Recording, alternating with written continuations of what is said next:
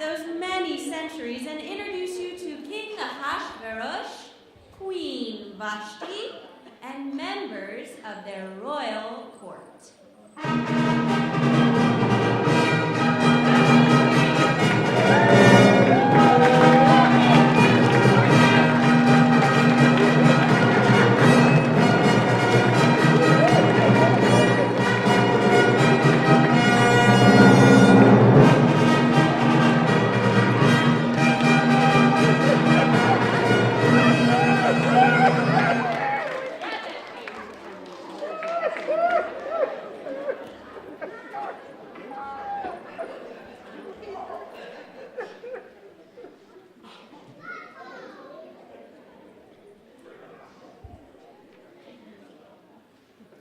Isn't this lovely? Look at all these smiling, cheerful faces. All our loyal subjects paying tribute to their king and queen. It's always heartwarming to see how our mere presence can generate so much happiness. Yes, that, and the fact that there's no religious school today. Well, okay, there is that. But I'm sure that these people are delighted by the mere chance to glimpse you and me, especially me, up close and in person. Let's give them a little royal wave, shall we? I just love doing that. I don't really mean to burst your considerable bubble, sire, but you should know that these wonderful people are also here to celebrate their holiday of Purim. No. Really? What's Purim?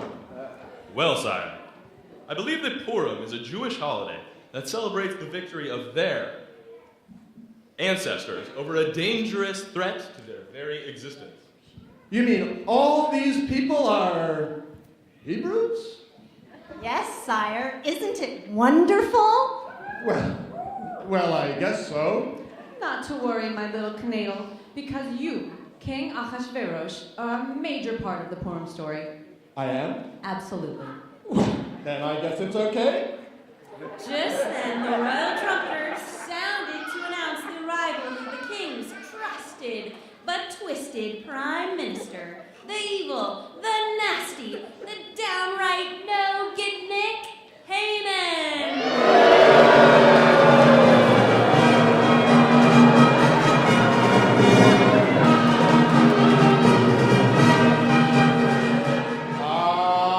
Haman, my loyal and tourist-laden advisor.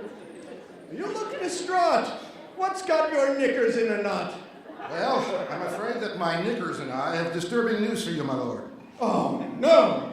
You're not going to ruin my 100 days of gluttony and merriment with bad news, are you? Why don't you just make it all better so I can concentrate on the important things in life, like wine, women, Talmud.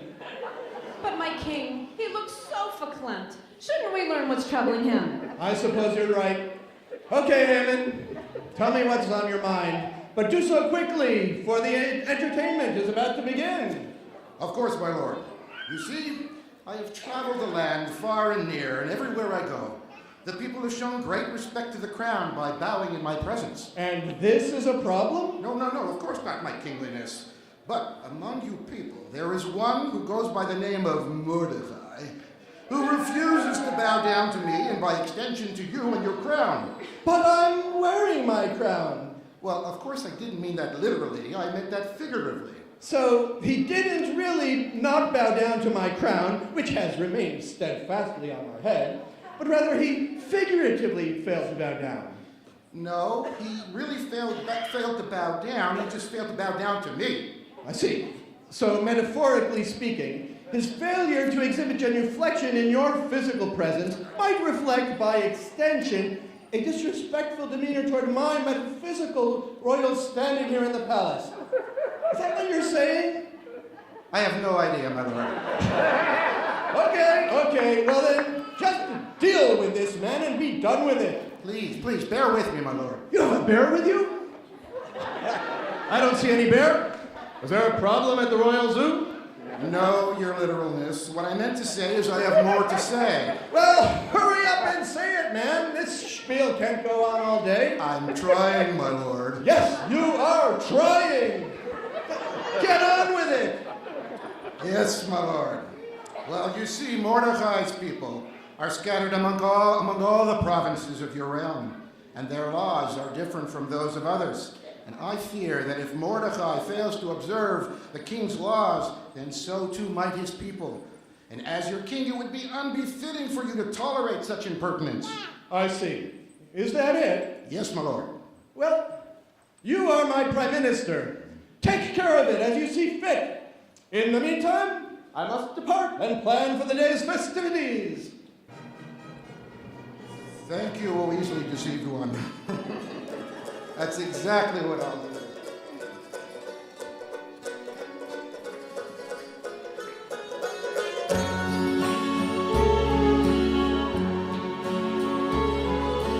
Once upon a time, there was a temple where I used to give my time or two.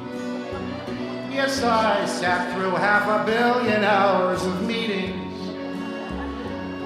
to dream up ways to make you pay your dues. Those were the days, my friend. I thought they'd never end, but now I face the end of my career. I once was president, but that all came and went. Now all I do is Haman once a year.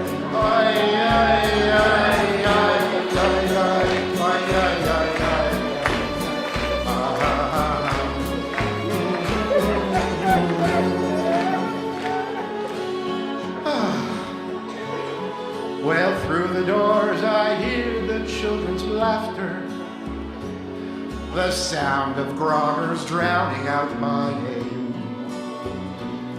No wonder I feel Purim must be ended. You see, I must restore my glory and my fame.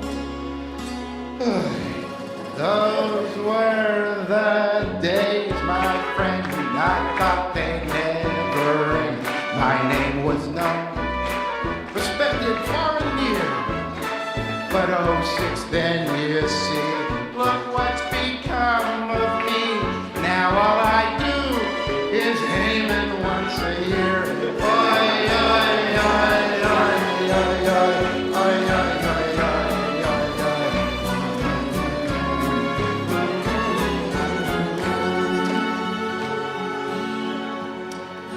Well, late one night I walked outside the temple, longing for the way things used to be. I saw my friends all schwitzing in the boardroom, and I thanked my lucky stars it wasn't me. Those were the days, my friend, I thought they'd never end, but now I see the benefits are clear. No crises to repair, no pulling out my hair. I'm thrilled to serve as Haman every year. Hey, hey, hey, hey, la, la, la. I'm thrilled to serve as Haman every year. Oh, to you too.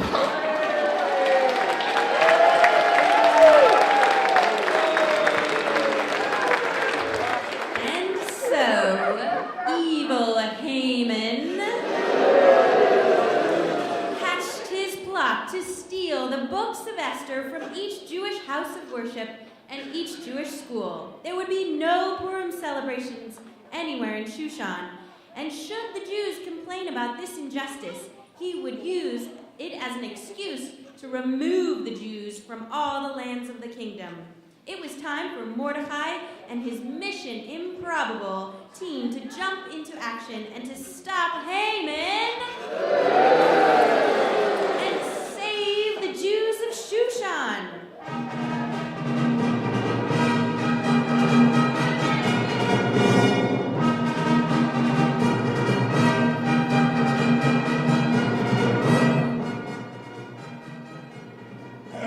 a note.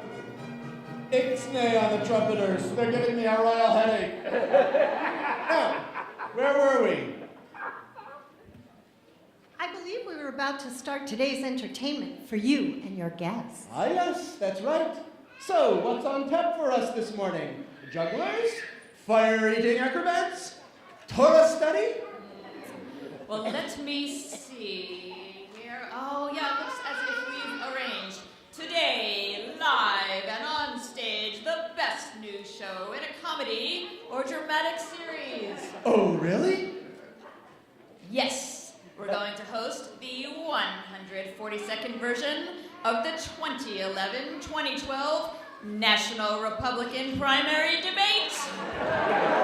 What again? That's been going on for months. Don't they have a front runner yet? Well, that depends on the time of day, my lord. Or maybe even the phase of the moon. Well, who cares about all that political stuff? After all, here in Shushan, we don't want to confuse the people by actually giving them a choice, now do we? Not when they have me, their supreme gift from the gods, to rule them as king. No. As amusing as these debates are, I think we need something with a little more pizzazz. If I may interrupt, my kingly one. You already have. Of course. My apologies, O wise one. But perhaps we could take advantage of the vast array of talent that we have among us right here in the palace.